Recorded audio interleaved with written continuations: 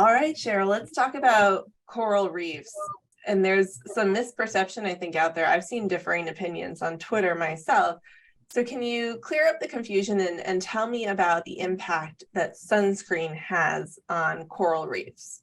It's the concentration that actually occurs that will determine whether or not there's an adverse or health impact to coral reefs.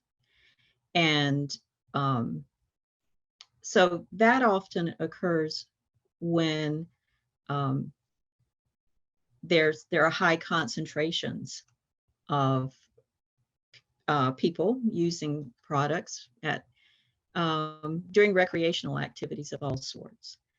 The numbers of studies have increased almost exponentially in the scientific literature, where you can have very different kind of effects, not outright killing an organism, but you can have these kind of subtle, almost hidden effects that can affect invertebrates, fish, invertebrates like corals, invertebrates like sea urchins, shellfish, clams and mussels, crustaceans, and our plankton. Some of the basis of our food chain can be different types of those algae can actually have a lot of problems with certain ones of the UV filters. I don't want to leave the message that it's everything, because we don't know a lot about some of these that are not used very often,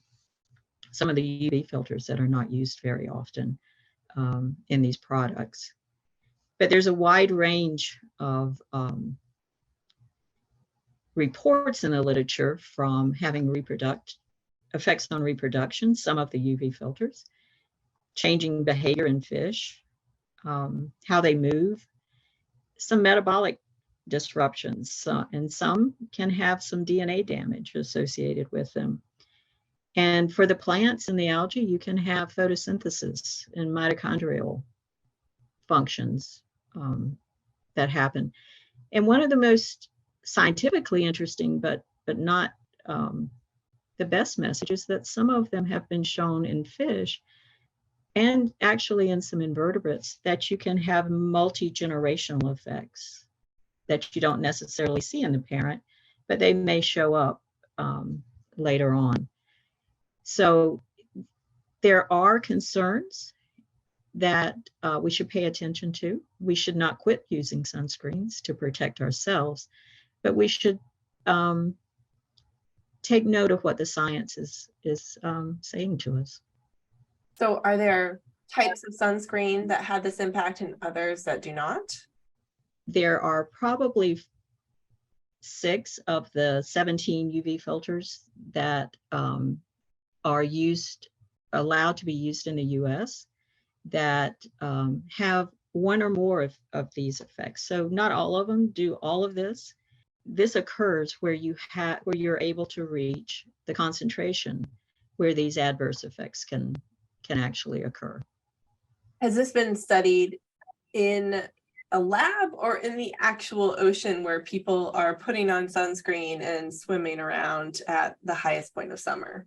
Most of what I've described, if not everything that I've described, has been in a laboratory setting. However, you want to do it in a lab because you can control the conditions that you're looking at and look at individual components rather than a whole mixture that you would in an environment where you can't control it. But I can say that measurements are being made in organisms and in the waters and in the sediments and the beach sands in those environments. So we know what levels of different components of UV filters or sunscreens are found in these different places. Are they having an impact? Hanauma Bay in Hawaii, the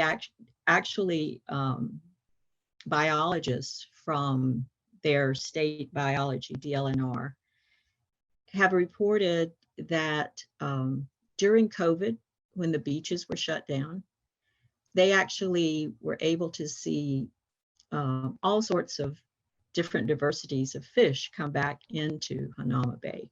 So that doesn't directly say that sunscreen was causing it, but the people there and the products they were using and the activities they were engaging did have some sort of an effect. So Maya Bay in Thailand was one of the early examples of where there were just enormous amounts of people that would come and visit this beautiful place until it began to degrade. And so they actually shut it down indefinitely and over several years. And now they have seen it heal itself.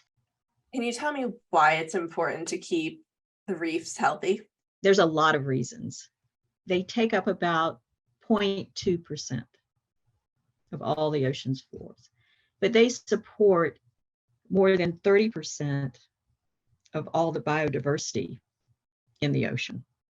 They're key for food, for livelihoods, for economic opportunities in more than 100 countries. And at least 80 of those countries or nations depend entirely on coral reef systems, and whether or not they're functioning and healthy, they're depending on it for their economy and for their subsistence. This translates into about 500 million people that are depending on reefs worldwide. 2020, there was a report of the status of coral reefs in the world, and they were valued in goods and services in US dollars, 2.7 trillion per year in their value on a world scale. 36 billion of that had to do with tourism to coral reefs. They're culturally important to these island nations. There's a very different perception when you're in some of these locations as to how they care, and the indigenous people, how they care and protect their resources, their natural resources. Reefs also hold unexplored natural products and potential pharmaceuticals that are essentially untapped. So there's a lot of chemistry that's going on in the organisms that make up reefs that are yet to be discovered. Can you give me an example? So there are things like anti-inflammatories, but the potential for anti-cancer drugs. So there's a world of possibilities for therapeutics. And coral reefs can protect coastlines from storms like hurricanes, correct? Those structures of reefs, when they're fully developed, actually protect shorelines from storms because they're able to break down some of that wave energy that are, hitting coastlines and taking out houses and causing erosion. Those structures actually provide a protection for our shorelines. And when they die, they break down and, into rubble. And those structures that are standing up against these forces are no longer there to protect. So that's another value and reason why we need coral reefs. Can you give me a brief current state of the health of the reefs around the nation, around the world, and then maybe what the future looks like? In the nation, we've got two big important areas that have the most prominent shallow water coral reefs. The Florida Keys is one of those, and it has been hit with a massive disease outbreak that has layered on top of many of the other stressors that they're facing.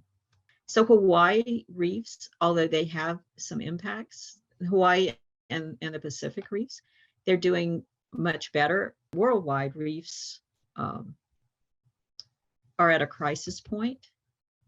And there's very dire predictions of reef loss and degradation, that we've lost 20% of our coral reefs worldwide already.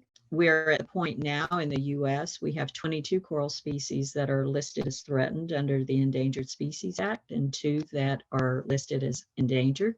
So that story, the current story, is not a happy one. They're at a crisis point.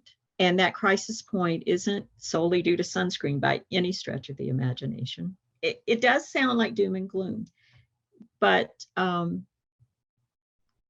the sunscreen front, there have been harmful effects attributed to a number of the UV filters that are currently in use in the US. But that recognition, I think, has spawned a lot of innovation in trying to find new products that are safe for people and safe for the environment. And so there's hope there.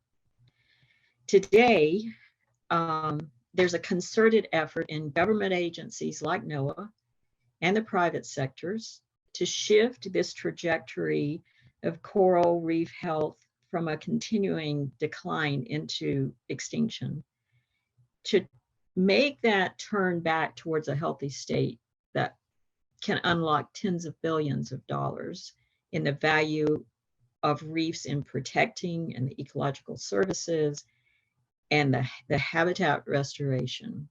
It's in the Florida Keys, and NOAA with other partners have undertaken a very bold restoration effort. It's called Mission Iconic Reefs, to restore 7 iconic reefs. It's bold in that the extent, it's equivalent, it's 3 million square feet, which is about 52 football fields that they're undertaking to restore. And so these and other smaller efforts throughout the world are where our hope lies. If you like this content, you'll love our podcast. Check out Off the Radar. You can find it anywhere you listen to podcasts, or click the link in the description of this video.